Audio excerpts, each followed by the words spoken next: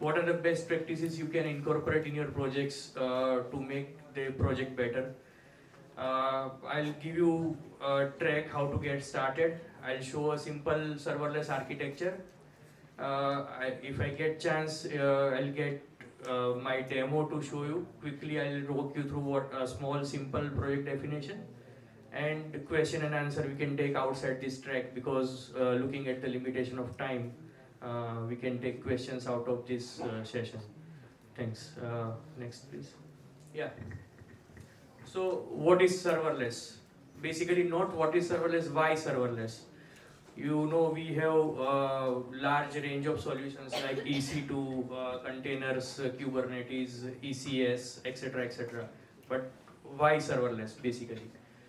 So, as a developer, what you will think? You will just like to create your code, deploy your code, and that's it.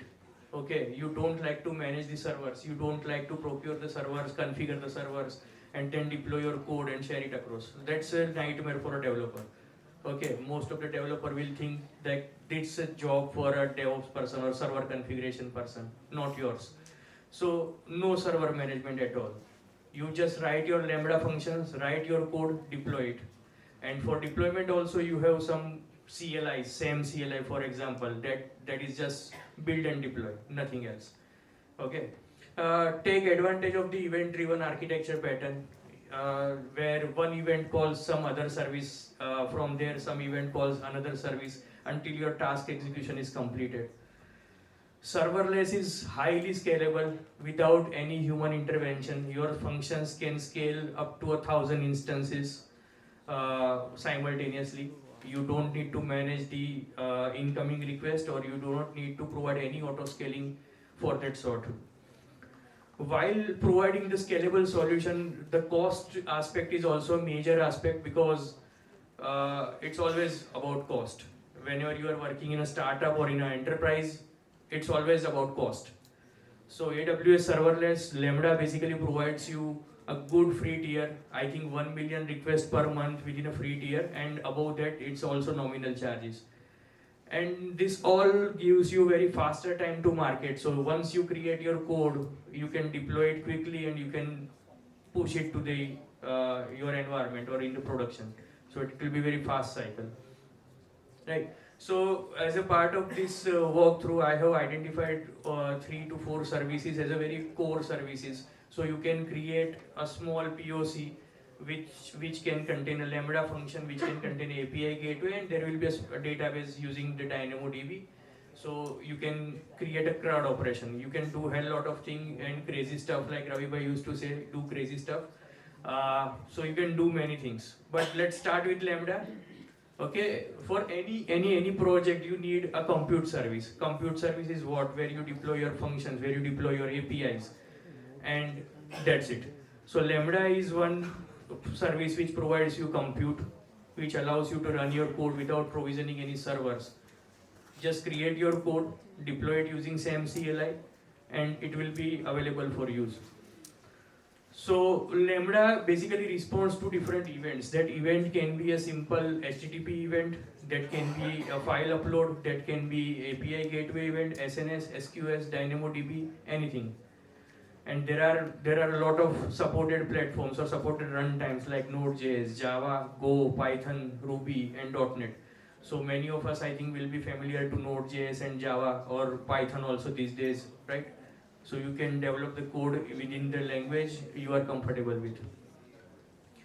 Okay, so with Lambda always comes the API gateway. Like today, in today morning session, there was a question, "Ye dosti hum nahi todenge," right? So the answer was Lambda plus API gateway. So Lambda is a function. Function needs some endpoint. Endpoint is provided by the API gateway, right? So API gateway provides the platform to create and manage the APIs. You can use RESTful APIs as well as WebSocket APIs. You can create and develop over there. Now your function is deployed behind the API gateway. You are able to access it. So once you are able to access this, people will try to access your Lambda function, and unwanted people will also get into. So you need some mechanism for authentication and authorization. So API gateway inherently integrates with the Lambda authorizer, Cognito, as well as AWS IAM. So I'll show you a small demo after this all PPT, what I'm walking you through. So you can get to know that how it looks into the code, how it looks into the AWS console. Uh, After the execution of function, you will need some mechanism for monitoring and logging. So it integrates with the AWS CloudWatch. You can gather the log in the CloudWatch and eventually you can dump the log into S3 bucket for longer retention. AWS API Gateway also provides you a mechanism for caching. Like some of the applications are read heavy, not the write heavy. So for read heavy application, it will not be a good idea to make a API call to your function. Function goes to DynamoDB or whatsoever database behind. It will be good idea to return the response until the uh, time defined by the business, like it is valid time. Okay, so you can cache the responses on the API gateway. Also, throttling and rate limiting. So typically in a multi-tenant SaaS kind of environment, what happens, you are giving your solution for to different users or different tenants basically, and you would not like any tenant to exhaust your resources and some other tenant do not get sufficient bandwidth or sufficient capacity to work with. So in that case, you need a mechanism with API key to integrate with, which can limit the incoming API call from a particular client or particular tenant. So that mechanism is also available. And in typical software development lifecycle, we have different stages like development stage, production. You can version your APIs and you can deploy to different stages for development, testing, and production in no time. No time meaning literally no time. It's just build and deploy. So that's API gateway for you. Things look good till now. Lambda functions, API gateway. Okay. So things will get bit I would say bit crazy with the step functions. Now Lambda function, as I said, provides you the mechanism for running your code. But that also comes with the limitation. What limitation? Lambda function typically runs for 15 minutes of time. After 15 minutes, it will be terminated. So any workload or any task which requires more than 15 minutes to run, your Lambda function will time out. Okay, so in that case, you need some mechanism to orchestrate or to communicate between different services which takes more than 15 minutes to run, or basically a workflow kind of thing. Let's say for instance, order processing. So order processing may involve different parts or different services. In that case, you need some kind of orchestration. So step functions provide you that orchestration. It literally coordinates between two different AWS services like AWS Lambda, ECS, DynamoDB, SNS, SQS to implement a workflow, and that workflow you can implement on a visual editor on AWS console. It will create a code for you, and that code you can deploy or that code you can copy on your local and update. So that will be very much easy thing to do or to orchestrate a workflow within a visual workflow. So workflow always comes with states. Workflow is what? Events which brings you to some state. State processes your functionality or typical feature. It again provides some output. That output is given to the next state for processing that via event. So you need a mechanism to manage the states. So states will have failures, retries, all sort of things. Like sometimes the task is failed. They may trigger an exception. So you need to handle that exception, again retry for it. If it fails, send it to the DLQ. DLQs can be processed subsequently for further processing, right? So error handling and state management is also inherent part of the state function. Having said that, it's not a simple, straightforward workflow that you can handle in one go. There can be parallel workflows or parallel executions you can take in parallel. Let's say, for example, you are querying a DynamoDB. A DynamoDB can have multiple types of entity. Let's say one entity is order, one entity is reservation, one entity is user data. Now, you want to migrate these entities, or there is some data model change, you want to migrate this. So you can pull the data from DynamoDB, you can identify what kind of record it is, and if it is the kind of order, so you can update the orders in one flow, you can update the reservations in another flow, and all this flow can run in parallel, not in sequential. Again, this also comes with few limitations, like state machine has a size limitation. You can have few MBs of data at once, you cannot go beyond that. But there are ways and there are workarounds to come over that. Okay. And there are workflow types like standard and express. So standard workflow is for heavy processing or large running process, big running process. And express is suitable for small running tasks, but there are multiple task execution in the parallel. So that is the overall idea of step functions for you. Yeah, so order processing workflow. Let's say for instance, I have given my data and started a workflow. Then I'm making a choice. If that choice, you can say the payment is processed successfully or not. If it is processed successfully, you can update the order. You can send a mail via SES and the workflow ends. If it is failed, you can send the process failed order, update the value in the DynamoDB, send it to DLQ. In the DLQ, you can process it manually, whether it is failed for what reason. It is a technical error or it is something which is missing. That will be the last step you can process, and then your workflow will end. So this is a small, very small workflow I have pasted here for general awareness. After the Lambda function, API gateway, and overcoming the limitation of the step function, Lambda function with the step functions, here is a data store. Now you want to store your data. DynamoDB is a very good solution to manage your NoSQL data or NoSQL DB with fully managed services. You do not need to manage any of the thing. It's highly scalable and it provides sub-millisecond latencies for pulling and pushing your data, right? It scales automatically to match the incoming traffic request without any human intervention or any manual intervention. Generally, the size of the operation is measured in read capacity unit and write capacity unit for DynamoDB. So you can go in two modes, like provisioned mode as well as the what you can say pay as you go. So it will scale as per your incoming request. DynamoDB stores the value in key value pairs and the document store. You can store the entire JSON in your DynamoDB, and that's the beauty of NoSQL.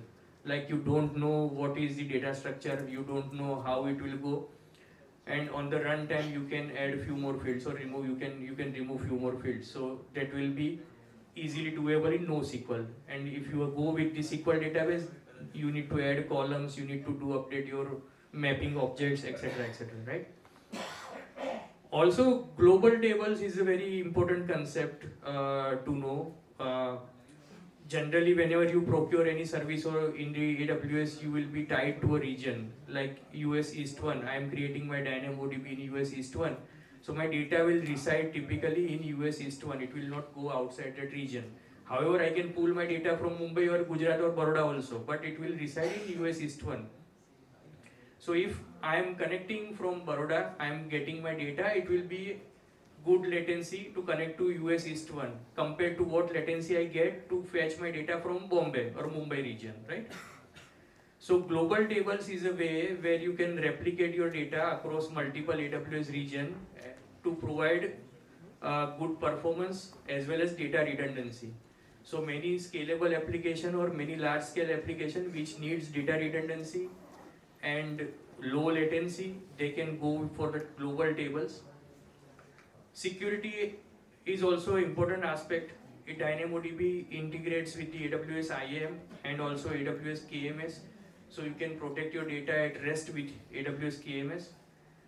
And there are also streams. You know, if you know that we used to have triggers in the SQL databases. If something happens, then triggers are called and then some other process is called. You update your data, you store your data, or do audit logging. So similarly, in the DynamoDB also you can do that thing. You can enable the stream. Stream can provide you three types of values, I can say.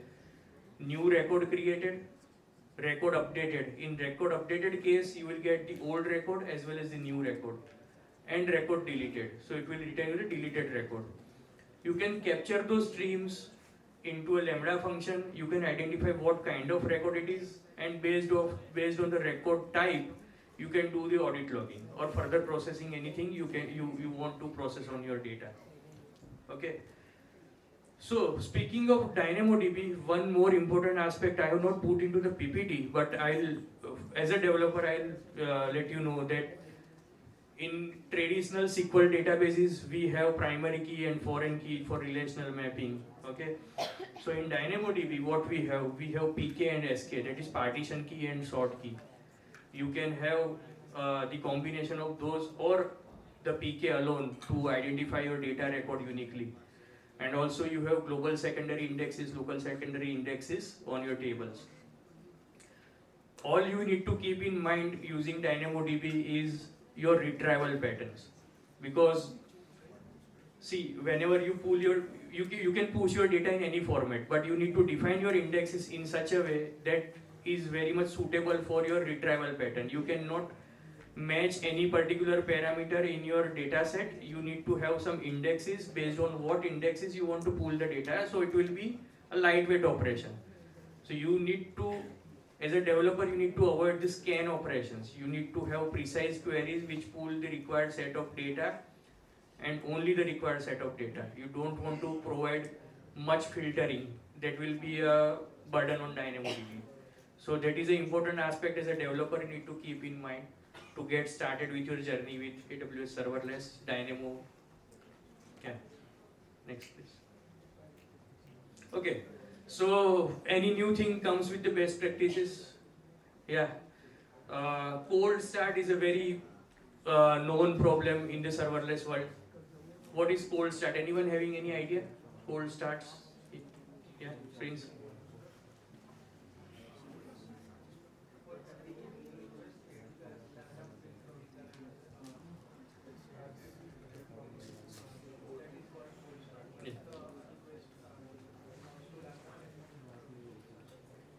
Yeah.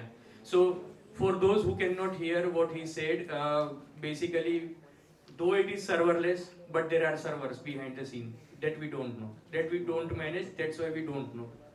So anytime when a Lambda is called, AWS behind the scene initializes some server. It initializes your instance, then it processes your function, and then it returns the result to you. Okay.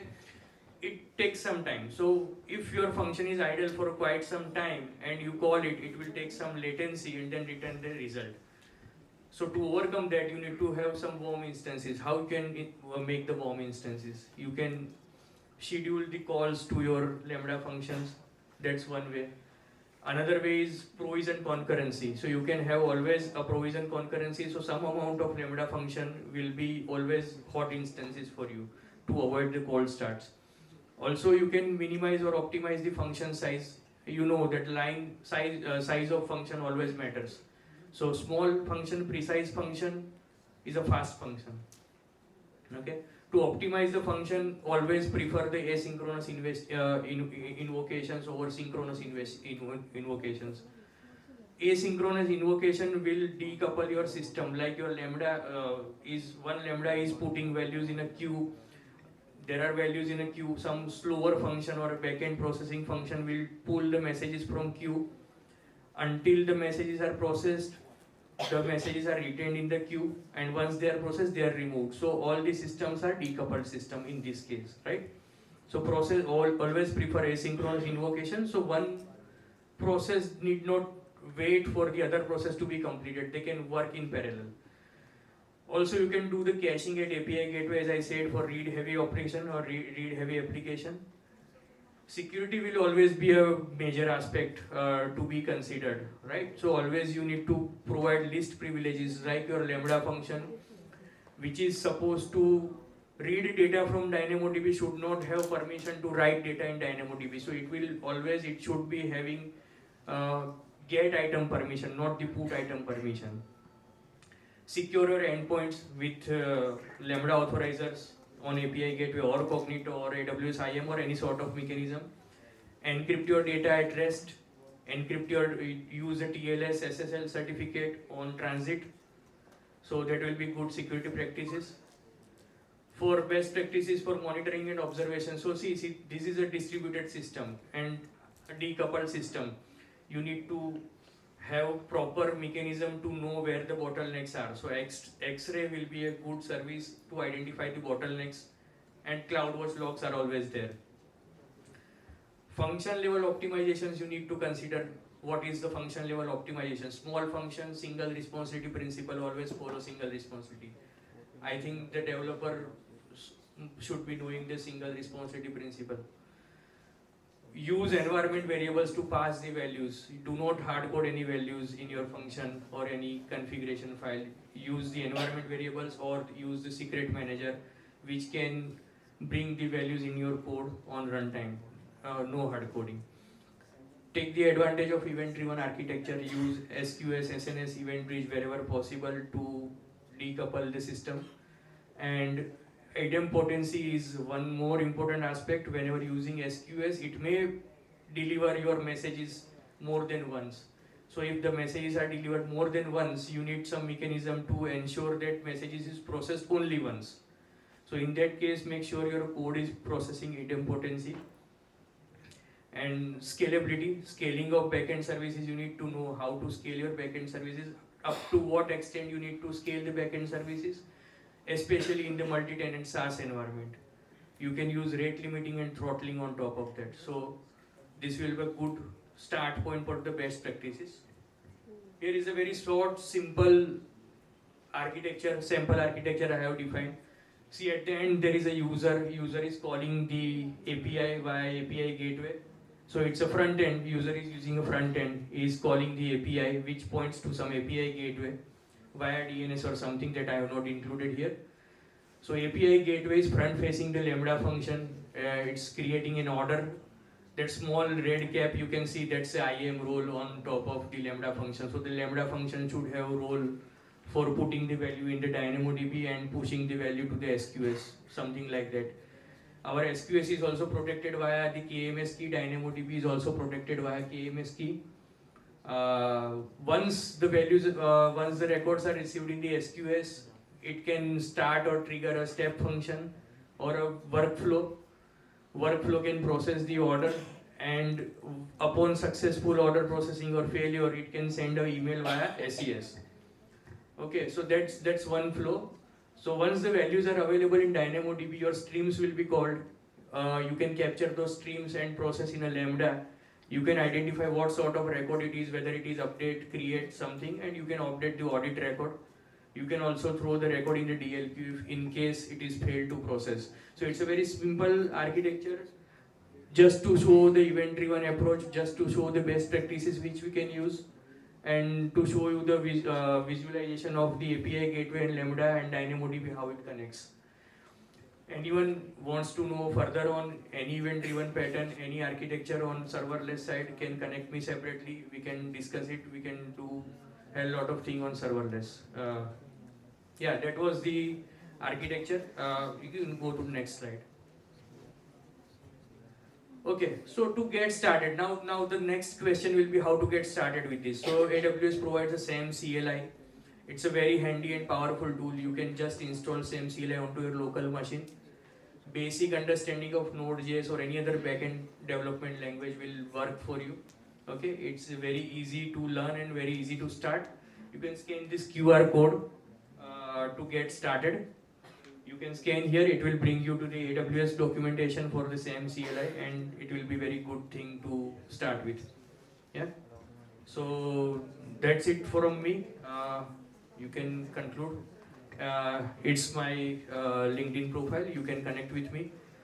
And I'll just take 2 more minutes of yours. I know I have run out of schedule, but I'll take 2 more minutes just to show the code structure, how it looks in the console. That's it. Yeah.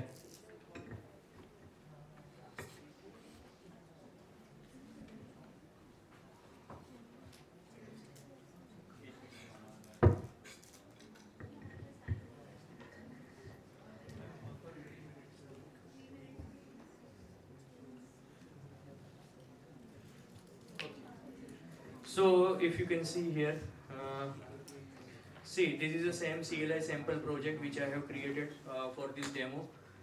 This is somewhat customized scaffolding which I have used rather than the default structure which AWS same CLI provides.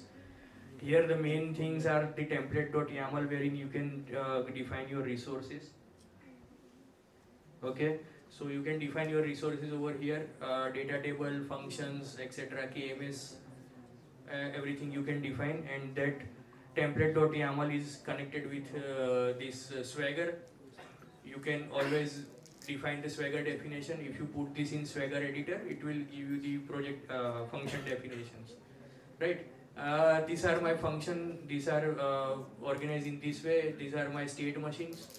So you can go to console and you can do different things, like if you have anything, I'll not go to console keeping the time in consideration, but if you need any inputs, any support on serverless, we can reach out. Okay, thanks.